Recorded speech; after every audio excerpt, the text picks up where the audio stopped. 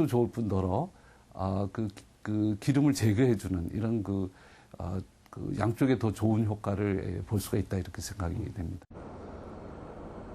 음식의 조합은 현대의학에선 여전히 낯선 분야다. 일리노이 대학에서 음식 조합에 주목한 것도 최근의 일이다. 식품연구소의 에드먼 교수는 오랫동안 전립선암의 치료 방법을 연구해왔다. 전립선은 많은 기관들이 둘러싸고 있는 매우 민감한 부위이기 때문에 암과 같은 상황에서 수술을 하는데 어려움이 아주 많습니다. 전립선암은 특히 수술이 어렵기 때문에 음식의 조절을 통해 종양의 성장 속도를 늦추는 것이 관건이다. 에드먼 교수는 토마토가 전립선암에 긍정적인 효과를 미친다는 것을 밝혀냈다. 토마토의 붉은 색소는 라이코펜인데 실험 결과 라이코펜은 다른 어떤 성분들보다도 뛰어난 산화 방지제라고 밝혀졌죠. 한편 같은 대학의 제프리 교수는 전립선암과 브로콜리의 상관관계를 밝혀냈다. 우리가 브로콜리를 먹으면 우리 몸에서 박테리아, 염증, 암, 심장 발작으로부터 보호하는 모든 효소가 증가합니다. 각각의 식품이 가진 효과가 한계에 도달하자 이들은 두 가지 식품의 조합이라는 새로운 방법을 시도했다. 전립선 종양을 가진 쥐들에게 각각 토마토 분말, 브로콜리 분말, 그리고 토마토와 브로콜리를 섞은 분말을 먹이면서 22개월간 종양의 변화를 측정했다. 결과는 놀라웠다. 토마토는 전립선 종양의 중량을 34% 줄였고 브로콜리는 42% 줄였다. 그런데 두 가지를 섞어 먹인 경우 무려 52%가 줄어든 것이다. 우리의 실험이 보여주는 것은 전립선암에 걸린 사람이 토마토와 브로콜리를 함께 섭취한다면 종양의 성장 속도가 더 빨리 줄어들 것이고 수술과 같은 조치를 하지 않아도 될 거라는 것이죠. 토마토 브로콜리 파스타는 전립선암에 좋은 식품 조합의 이해다.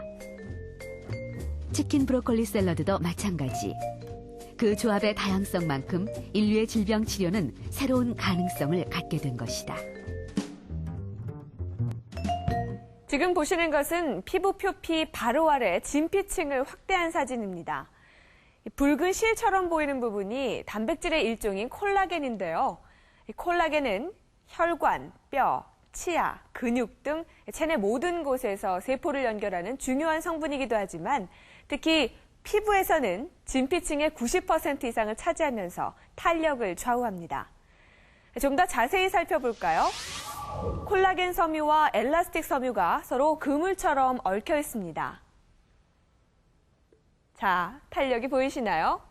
이렇게 콜라겐 섬유가 단단한 스프링처럼 버티고 있어야 피부는 탄력을 유지할 수 있습니다. 우리가 닭고기와 같은 양질의 단백질 식품을 섭취하면 우리 몸은 이 단백질을 작은 아미노산으로 분해했다가 다시 체내에서 콜라겐으로 합성을 해서 이용을 하게 됩니다. 그런데 이때 반드시 함께 섭취해야 할 성분이 있다는 사실 알고 계셨나요? 바로 연근과 같은 채소류에 많이 들어있는 비타민 C입니다. 이 비타민 C는 콜라겐의 합성을 도와주고 또한 콜라겐 섬유가 잘 분해되지 않도록 단단하게 결합시켜주는 역할을 하죠.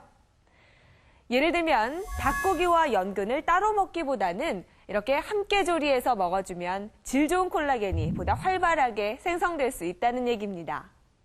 이것은 단지 미인이 되기 위한 특별한 공식이 아닙니다. 같은 음식을 먹더라도 영양 성분을 더 잘 섭취하기 위해서는 늘 음식의 조합이 중요합니다.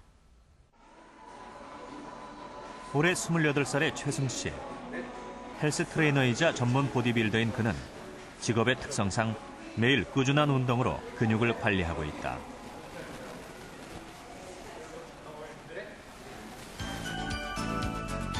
최 씨는 보디빌딩을 시작한 지 불과 6개월 만에 각종 대회에서 입상하는 좋은 성적을 거뒀다.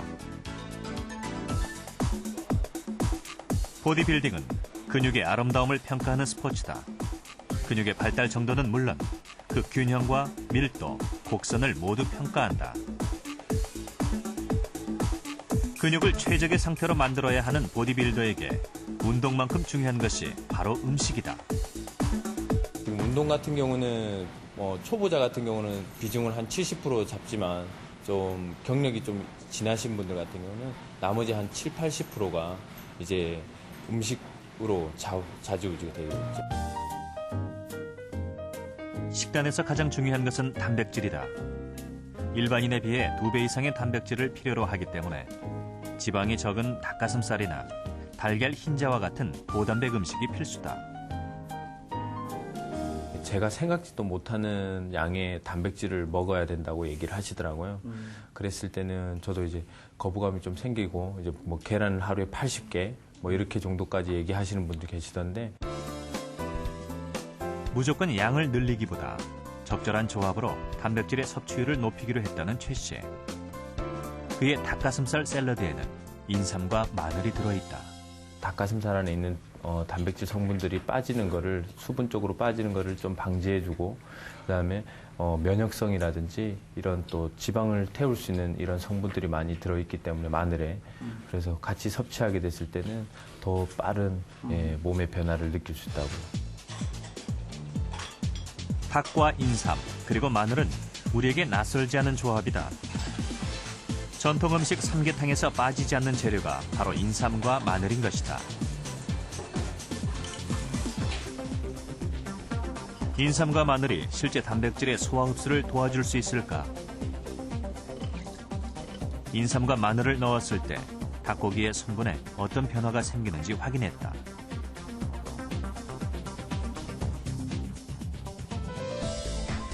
닭고기에 인삼과 마늘을 넣어 요리했을 때 단백질은 늘어나고 상대적으로 지방은 줄어든 것을 확인할 수 있었다.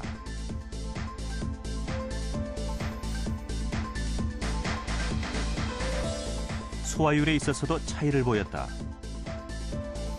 인삼을 첨가하자 소화율이 3에서 5%가량 높아졌고 마늘을 넣었을 때는 최대 8%까지 소화율이 상승한 것이다. 닭을 먹을 때는 인삼과 마늘을 넣은 그런 궁합이 영양적인 측면이나 관능적인 측면이나 아주 이점이 있다는 것을 우리 조상들의 그 음식 그 비법에 대해서 우리가 알아내는 것입니다. 한 생명이 태어났다.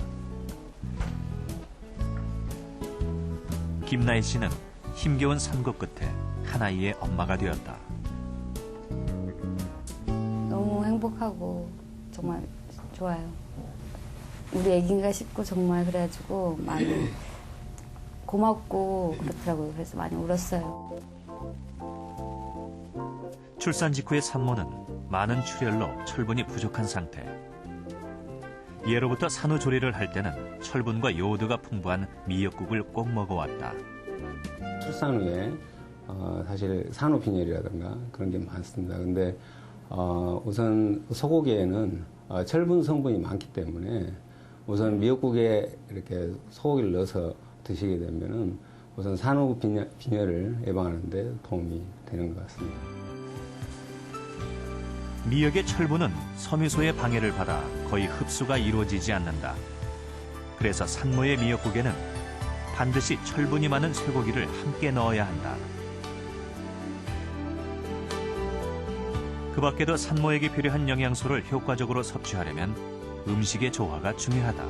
열량이 우선 가장 기본이 되겠고요. 그다음 부족한 저희가 비타민 쪽에서 비타민 B12나 엽산 같은 쪽에 중점을 두었고요. 그다음 무기질 쪽에선 칼슘이나 요오드, 그다음 철분을 위주로 해서 식단을 구성했습니다.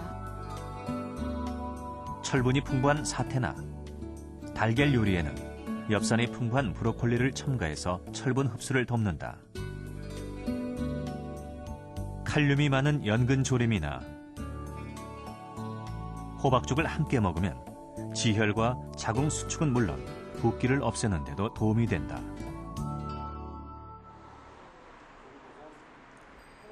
맛이 어울린다고 해서 모두 궁합이 맞는